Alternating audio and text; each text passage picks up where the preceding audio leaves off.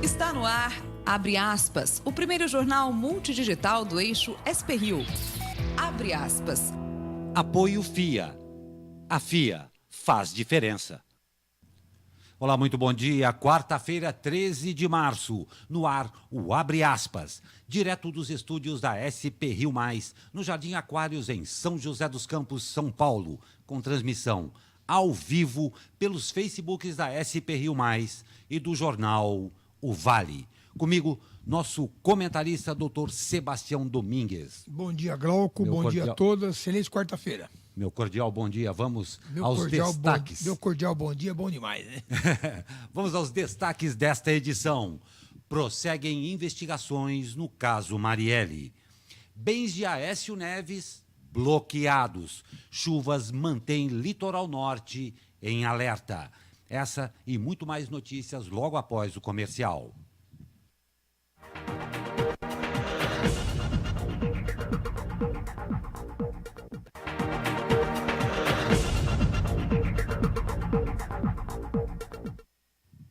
E começamos com o caso Marielle. Mesmo com as prisões do policial reformado Rony Lessa e do ex-policial militar Elcio Queiroz, suspeitos de matar a vereadora Marielle Franco e o motorista Anderson Gomes, ainda há duas questões sem respostas.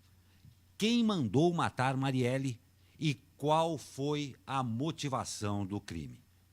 O deputado federal Marcelo Freixo afirmou que Marielle pagou com a vida o preço da insegurança e do envolvimento político na segurança pública. A polícia informou que toda a investigação foi high-tech. Foram analisados centenas de dados de aparelhos celulares antes de chegar aos suspeitos, já que a arma e o carro utilizados no crime nunca foram encontrados. E assim, seguem rastreando quem foi o mandante do crime contra a vereadora. O governador do Rio de Janeiro, Wilson Witzel, disse que os métodos utilizados pela polícia foram os mesmos criados pela Operação Lava Jato e garantiu que os suspeitos presos podem fazer delação premiada. O presidente Jair Bolsonaro também se manifestou sobre o caso. Em entrevista à imprensa no Palácio do Planalto, Bolsonaro disse esperar que as investigações reconheçam de fato quem mandou matar a vereadora. E ontem foi confirmado pelo Ministério Público que a operação que resultou na prisão de Rony Lessa e Elcio Queiroz foi vazada. E por isso, a polícia precisou antecipar sua ação. Rony foi preso ainda na madrugada de terça-feira, quando se preparava para sair de casa. Na mesma situação estava o ex-policial militar Elcio Queiroz. A promotora Simone Sibilio disse, durante coletiva, que Rony confessou de forma informal que havia sido avisado que a operação aconteceria na manhã do dia 13, ou seja, hoje. Ainda de acordo com Simone Sibilio, o Ministério Público apurou, até o momento, que a motivação está ligada à repulsa de Rony Lessa às causas defendidas por Marielle. Durante as buscas e apreensões, a Divisão de Homicídios da Polícia Civil do Rio de Janeiro encontrou 117 fuzis incompletos na casa de um amigo de infância do policial militar Rony Lessa, no Meier, zona norte do Rio. O proprietário do imóvel afirmou que Rony entregou as caixas e pediu para guardá-las. De acordo com as investigações, o policial reformado foi o responsável por atirar na vereadora e num motorista. O secretário da Polícia Civil, Marcos Vinícius Braga, afirmou que esta foi a maior apreensão de fuzis da história do Rio. Doutor Sebastião, essa aqui foi uma passagem geral por tudo que está acontecendo nesse caso que comoveu o Brasil e movimentou toda a sociedade na intenção da apuração do caso e principalmente da apuração dos mandantes. E uma história bastante complicada. Né? E que parece que cada vez se complica mais, com vazamento de informações, apreensão de mais armas. E o nosso presidente não perdeu a oportunidade de ficar calado e falou uma bobagem, no meu entender, ontem. Né? que ele comentou. Mas agora eu quero saber quem foi que tentou mandar me matar. Quer dizer, nós estamos discutindo a Marielle, que é um crime que chocou toda eu diria até que teve repercussão mundial, e ele puxa o negócio para o lado dele, mais ou menos cobrando. Como? Vocês descobriram a Marielle e não descobriram o meu caso, que parece que no caso dele está mais do que claro que o sujeito era um doente mental e fez uma bobagem, né? Mas o caso da Marielle tem várias vertentes, né? O carro que ele foi apreendido ontem, que é um Infiniti, que é uma marca de luxo da Nissan, só o carro custa R$500 mil, né? Um policial aposentado tinha R$60 mil em dinheiro no carro dele, que ele estava fugindo, né?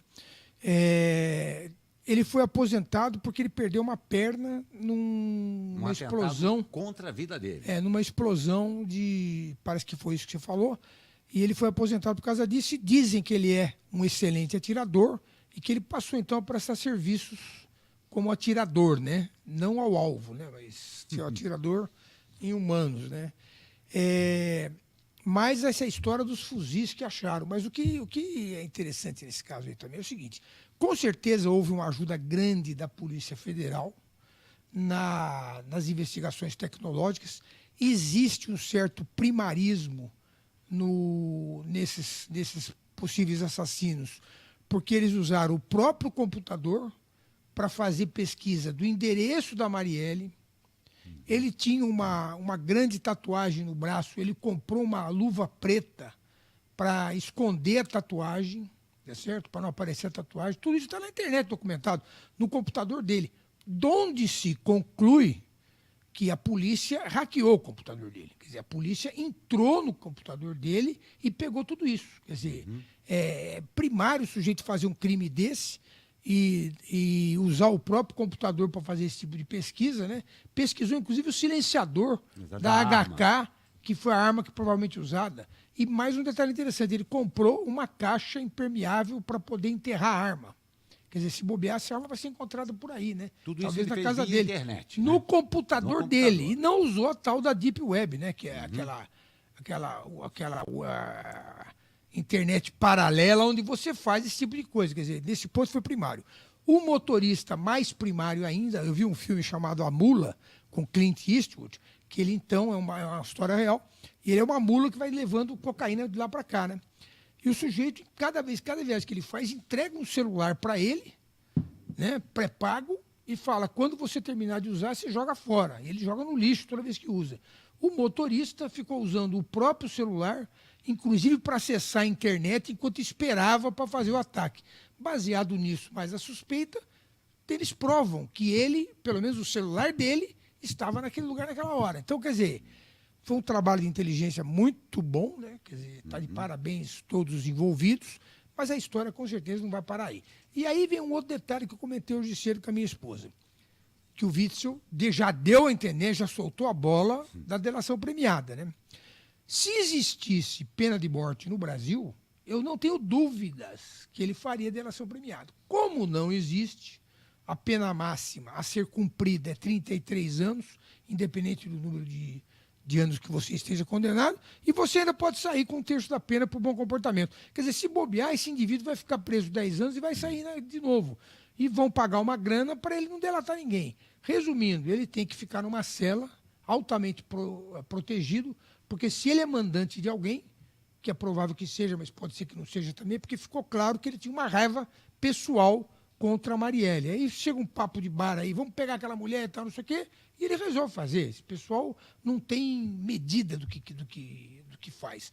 Então, vamos aguardar o desenrolar aí, né? Mas vai vir muita coisa. Não tem dúvida. Uma coisa que me chama muito a atenção, conforme eu li aqui, é o vazamento da informação. Quando você diz na primariedade dos elementos aí, existe uma condição que a gente tem que ver com um olho bem crítico nesse sentido. Talvez o primarismo aí seja em função da confiança em que eu vou receber informações. Não, e da impunidade. Da impunidade também. Exatamente. Mas há de se ter um cuidado muito grande com o vazamento. A polícia, com certeza, está muito atenta a isso daí, porque o vazamento dá informação, como diz, ele sabia que ia ser hoje. mas eles tiveram que antecipar. Então, o vazamento é uma coisa, dentro das investigações, é uma coisa muito séria. O que é interessante é que eles ficaram sabendo que vazou também, né? Exatamente. Ficaram sabendo que a polícia ficou sabendo que vazou, por isso antecipou. Mas o fato é o seguinte, né, Groco? Todas as corporações, médicas, policiais, advocatícias, seja lá o que for, tem lá a sua banda podre, né? Certo. E essa banda podre se conversa, né? Quer dizer, você acha que ele é o único corrupto da corporação? Não, existe uma rede lá dentro. E essa rede todo mundo se conversa. Quer dizer, ele continuou mantendo contato com esse povo todo, continuou tendo amigos. E às vezes não é nem às vezes a moça que serve o café, sabe aquele negócio? Alguém até. Aquela pessoa que circula nos ambientes e você às vezes não percebe que a pessoa está circulando e solta uma coisinha aqui, uma coisinha ali, e ele vai pegando as informações. Quer dizer, então realmente acho difícil você conseguir segurar totalmente. Mas o fato difícil. É que a polícia está de parabéns. Está de parabéns e parabéns por, como você bem o citou, no caso do vazamento, eles detectaram isso e tiveram a oportunidade de antecipar a operação que resultou neste início de solução deste caso, que também, como o Sebastião falou, tem repercussão até internacional.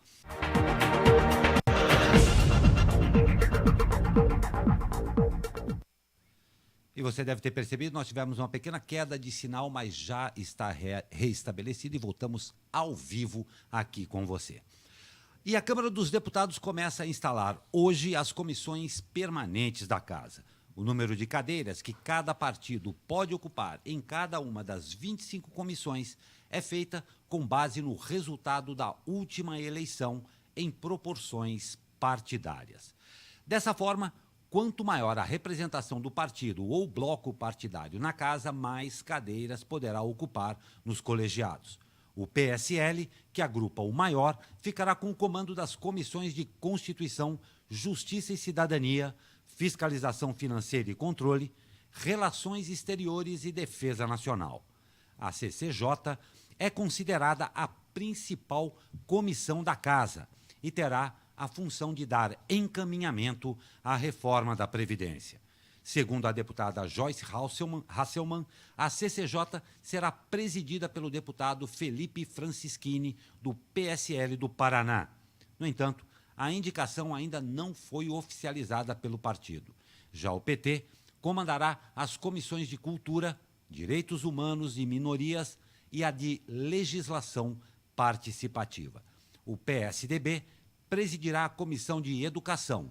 O MDB, PP, PR, PSB e o PSD comandarão 2 comissões cada. Ao todo, dos 30 partidos com representação na Câmara, nesta legislatura, 16 comandarão alguma comissão. É importante essa CCJ, né? O problema que está meio estranho aí é você colocar um deputado novato, né, para ser o presidente de uma comissão, porque o presidente tem a função também de comandar a sessão, né? E para isso você precisa ter habilidade, conhecimento do como é que é o rito, tudo isso, quer dizer, não sei como é que vai ficar isso aí, vamos ver se dá certo, né? Mas eu não acho uma boa ideia colocar um deputado novato para essa função tão importante, né? É um pouco temerário, né? E o presidente Jair Bolsonaro disse ontem esperar que os parlamentares não façam alterações profundas na proposta de reforma da Previdência enviada pelo governo ao Congresso Nacional no mês passado. Abre aspas. Se não fizermos uma reforma da Previdência mais próxima dessa que enviamos, o Brasil pode correr um sério risco no tocante à sua economia, fecha aspas, disse o presidente ao participar de evento com o presidente do Paraguai, Mário Abdo Benítez, no Palácio do Planalto. Bolsonaro voltou a dizer que não haverá nomeações para cargos de confiança ou liberação de emendas parlamentares em troca de votos pela reforma previdenciária. Em evento no Itamaraty, o presidente disse acreditar em uma tramitação mais rápida da que ocorreu no ano passado, quando o então presidente Michel Temer apresentou uma proposta para reformar a Previdência. Você acredita nisso, Sebastião? Bom, eu acho o seguinte, que o clima, né, na Câmara parece mais favorável do que em outras épocas, né? Parece que as pessoas estão entendendo, até porque nós já tivemos exemplo no Rio de Janeiro e no Rio Grande do Sul, do problema da falta de dinheiro dos governos para pagar os encargos, os salários e as aposentadorias. Tivemos o caso de Portugal, tivemos o caso da Grécia, que foi seríssimo. Quer dizer, isso é o que vai acontecer no Brasil se não se fizer alguma coisa. Já existe esse consenso. Já, me parece que já. O problema aí que ocorre é que a Câmara ela é um organismo, né? Não é só um órgão, é um organismo. Quer dizer, ela tem mecanismos de defesa, de sobrevivência. E é importante que o governo faça um compartilhamento não só da responsabilidade, mas também da positividade de se aprovar isso aí.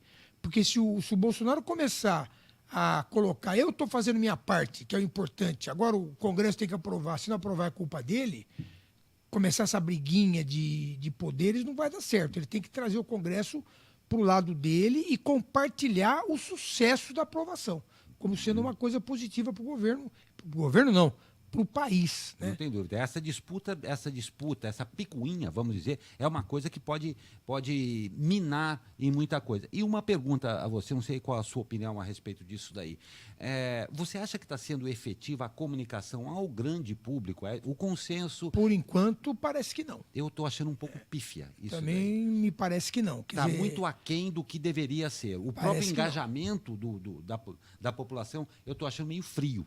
O problema todo também é o seguinte, né? Vamos falar português claro. O governo, especificamente o presidente da República, em vez de se preocupar em governar e defender a reforma da Previdência, fica preocupado com o Golden Shower, com obscenidades no Carnaval, que não são a maioria, isso é uma minoria, acontece em alguns pontos, como disse uma amiga minha outro dia. Pois é, eu não vi ninguém comentar, por exemplo, que no bloco da Ivete Sangalo, uma vendedora de cerveja arrebentaram os isopores dela, ela estava com 2, ela desesperada porque estava perdendo a cerveja, e a Ivete Sangalo parou o bloco. Pessoal, calma, minha senhora, fica tranquila, vamos resolver isso aqui e tal.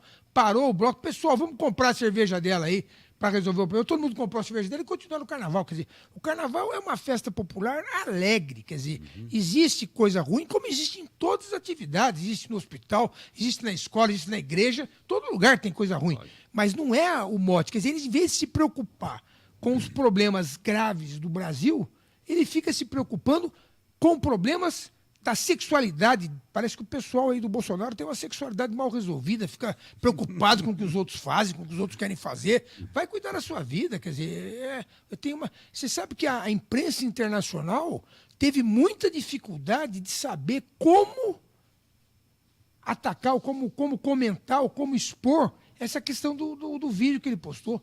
Foi um negócio tão bizarro, tão inusitado, que ninguém sabia como tratar o negócio daquele. Quer dizer, tem coisas muito mais importantes para se tratar no país. Se valorizar a exceção em função da grande maioria em que existe a parte boa, realmente fica muito complicado. Mas vamos pegar da Previdência aí. Continuando aqui, o presidente da Câmara, Rodrigo Maia, afirmou ontem ser possível a Comissão de Constituição e Justiça ser possível que vote a proposta de reforma da Previdência entre os dias 27 e 28 deste mês. A instalação da CCJ está marcada para hoje e caberá à comissão analisar se a reforma da Previdência está de acordo com a Constituição.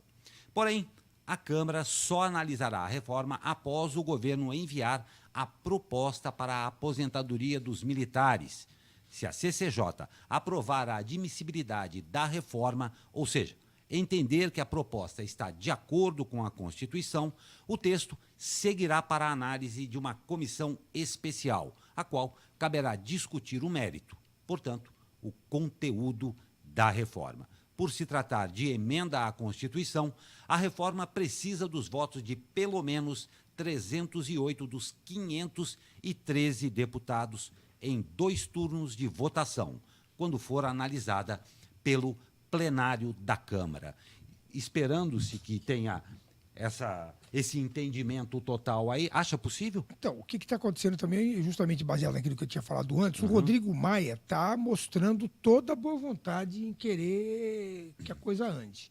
O problema é que parece que a bancada do PSL, porque é a maior e tal, está querendo atropelar o negócio, está querendo assumir muita coisa aí. Então é nesse ponto que tem que tomar o cuidado. Quer dizer, o Rodrigo Maia foi eleito, eu vi uma vez um deputado do PCdoB falando, não, eu não estou votando no Rodrigo Maia para presidente por condições ideológicas, não é essa a questão.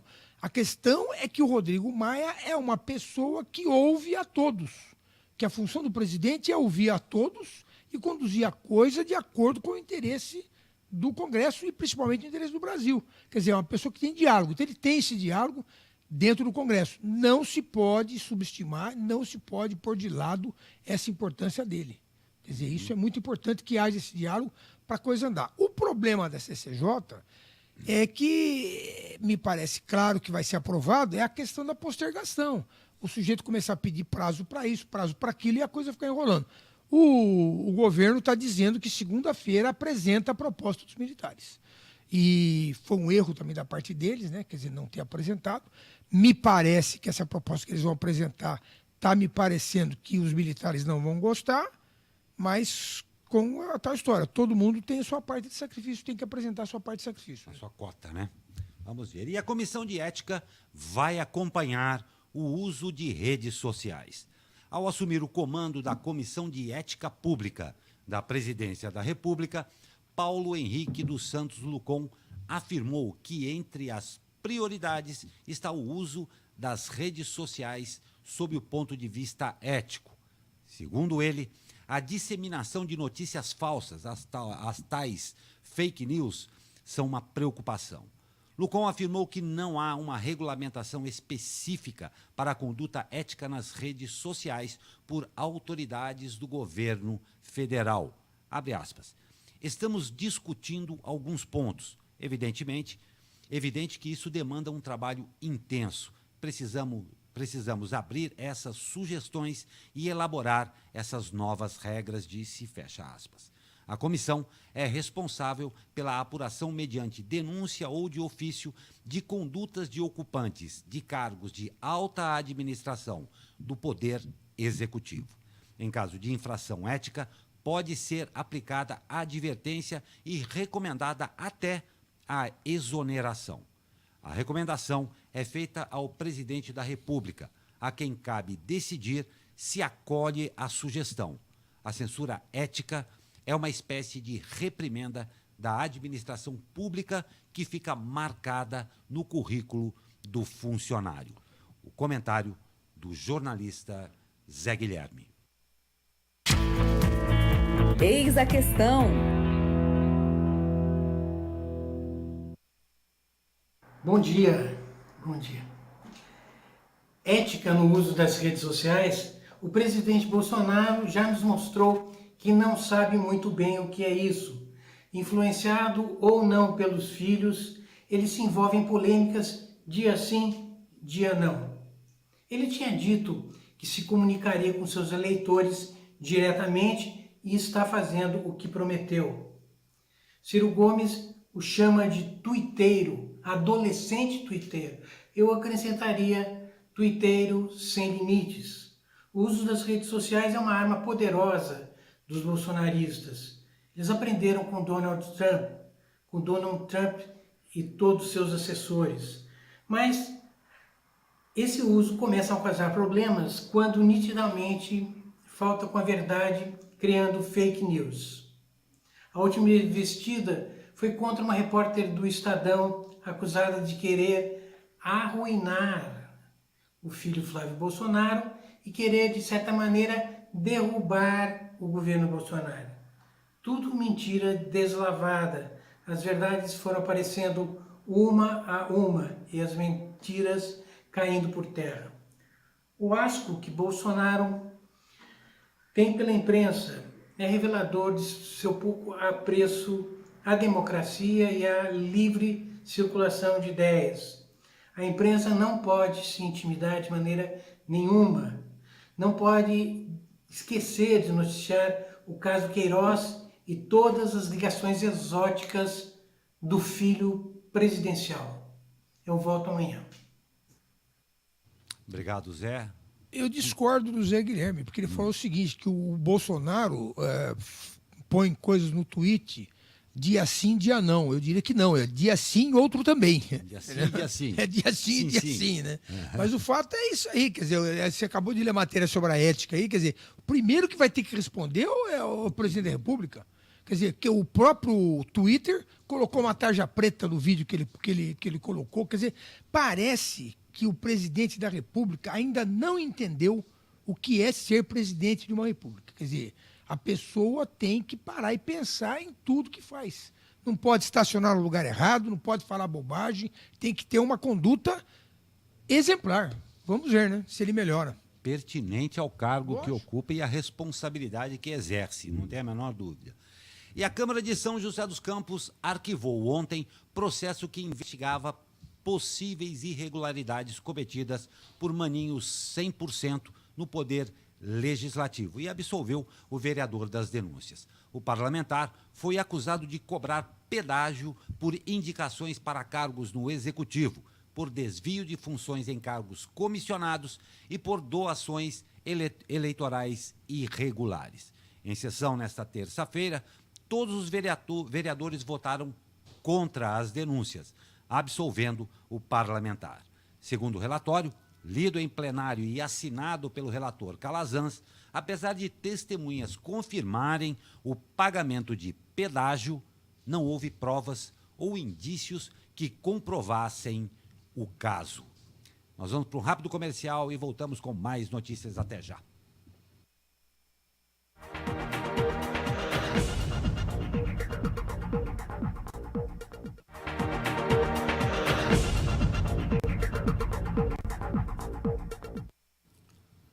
E voltamos com abre aspas desta quarta-feira, 13 de março. Daqui a pouco tem o tempo, porque estamos, claro, todos muito atentos às chuvas, mas eu acabei o bloco anterior com a notícia do Maninho 100%. Eu gostaria de ouvir a opinião, Sebastião, sua opinião a respeito desse caso que se encerra agora. A questão toda é a seguinte, né? Quer dizer, ele já tinha sido condenado no Ministério Público, foi para a segunda instância em São Paulo, o tribunal anulou a condenação dele aqui e pediu para que se produzissem mais provas.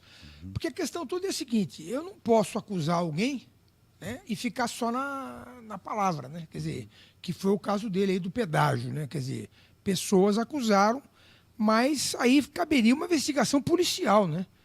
Para ver extrato bancário, fazer o levantamento correto da investigação. Quer dizer, isso aí não sei se vai ser feito, né? Mas pelo jeito agora, né? Mas quem encerrou foi a Câmara, né? A Câmara é só a questão processual interna, né? Precisa ver o Ministério Público se vai continuar com a promotoria, né? Na verdade, a promotoria se vai continuar com isso ou não, né? Vamos ver. Chuva é um assunto que tem nos causado bastante problemas e, claro, nós temos que ficar muito atento. Vou com Camila Brasiliense com o tempo para hoje e para esta semana. Bom dia, Camila. Bom dia, Glauco Turzi. O tempo vai continuar instável no estado de São Paulo ao longo dessa quarta-feira, devido à atuação de áreas de instabilidade em altos níveis da atmosfera. Dessa forma, haverá predomínio de céu nublado ao longo do dia e, a partir da tarde, tem previsão de pancadas de chuva moderadas a fortes, com rajadas de vento e raios. As temperaturas seguem elevadas, o tempo vai continuar bem abafado. A previsão de temperatura máxima para hoje é de 30 graus no Vale do Paraíba e capital paulista e 28 graus na Serra da Mantiqueira. Camila Brasiliense, do Tempo Vale, para o jornal Abre Aspas. Obrigado, Camila. E Caraguatatuba prossegue em estado de alerta em decorrência das fortes chuvas que atingiram a cidade desde domingo. O Centro Nacional de Monitoramento e Alerta de Desastres Naturais indicou um acumulado de chuvas de 187,17 milímetros na região norte, no bairro Tabatinga, em 12 horas. Um volume realmente absurdo. Segundo a Coordenadoria da Defesa Civil do Estado, essa quantidade de chuvas significa 61% da média histórica dos meses de março, que são 305,7 milímetros. A Defesa Civil prossegue hoje fazendo vistoria em todas as áreas de encosta da cidade. Ainda sobre chuva, parte da cidade de São Paulo voltou a entrar em estado de atenção para alagamentos no final da tarde de ontem. um dia após a forte chuva deixar 13 mortos na Grande São Paulo. Em Guaianazes, na Zona Leste, ruas ficaram completamente alagadas e moradores ficaram ilhados nos telhados. Segundo o Corpo de Bombeiros, uma mulher foi arrastada pela enchente do córrego em Guaianazes ao tentar salvar o cachorro que caiu na água na altura do número 60 da Avenida José Pinheiro Borges e está desaparecida. O helicóptero Águia da PM ajudou nas buscas que foram suspensas ao anoitecer. Conforme matéria do G1, o prefeito Bruno Covas, que reassumiu a prefeitura ontem, anunciou que vai decretar situação de emergência nas áreas da capital paulista mais atingidas pela chuva. O decreto deve ser publicado hoje no Diário Oficial. Não há o que fazer, né? Porque uma quantidade de chuvas dessa monta, numa área urbanizada, que é toda impermeabilizada, quer dizer, os rios, uma grande parte deles estão até cobertos, quer dizer, não há como prevenir um volume de chuvas desse. E tudo está junto, né? Porque quando você faz uma grande cidade, você cria uma ilha de calor que provoca uma mudança climática na região e acaba ocorrendo tudo isso. Quer dizer, isso aí é um preço que nós temos que pagar pela urbanização, né? Desmedida e sem planejamento, inconsequente, é ótima palavra. E tem mais coisas que acabam contribuindo, como nós já falamos ontem a respeito de Ilhabela, continua falando a respeito da poluição. A 4ª edição do Boletim do Lixo nas Praias do Litoral Norte, produzido pelo Instituto Argonauta, em parceria com o Aquário de Ubatuba, traz um estudo sobre a amostragem do lixo coletado durante o período de 1 a 28 de fevereiro deste ano em 132 praias ao longo de 140 quilômetros compreendidos entre os municípios de Ubatuba, Caraguatatuba, São Sebastião e Ilhabela. O estudo se baseia na metodologia proposta por Earl et al. 2000, é esse o nome mesmo, adaptada para a nossa região, as quais significam ausente, quando não há evidência de lixo, traços, predominantemente ausente, com a presença de alguns itens espalhados, inaceitável, amplamente distribuído, com algumas acumulações, e caótico, que é o pesadamente contaminado com várias acumulações. Ao longo do mês de fevereiro, foram 74 praias predominantemente classificadas como traço e apresentaram algum indício de resíduos sólidos, o famoso lixo. As demais, 51, predominaram ausente e 7 inaceitável, sendo essas praias localizadas no município de Caraguatatuba e São Sebastião. De acordo com a média mensal, nenhuma praia foi classificada como caótico, porém, houve registros pontuais do caótico verificados na praia de Perequemirim, em Ubatuba, e nas praias da Enseada e São Francisco, em São Sebastião.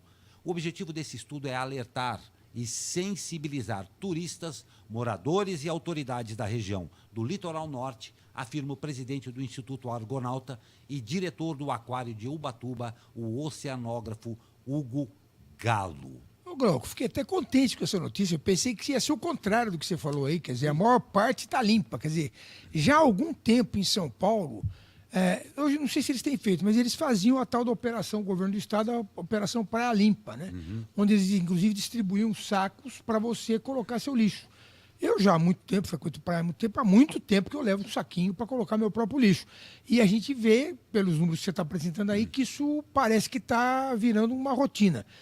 No meu entender, eu não frequento muito as praias aqui de Caraguá, mas no meu entender, às vezes também falta lixo, né, para você colocar o seu próprio lixo. A lixeira. A lixeira e tal. A lixeira mas eu achei a notícia positiva. Não, muito positiva. E nós demos, inclusive, essa notícia para você que acompanha o Abre Aspas, porque há pouco tempo atrás nós noticiamos que teve um período em que todas as praias de Ilhabela estavam identificadas como não aptas ao banho. E a gente falou isso, daí tivemos até uma entrevista com o secretário de Turismo de Ilhabela, que comentou isso daí, da dificuldade que era em manter essas praias, houve tudo isso. Muito, muito interessante essa notícia, porque realmente está havendo esse viés das pessoas se controlarem mais mesmo, mas isso é uma coisa constante. E demos essa notícia também para, linkado com o problema das chuvas, lembrar que o problema do lixo na praia, que o problema do lixo no bueiro é uma parte constante da possibilidade de aumentar a tragédia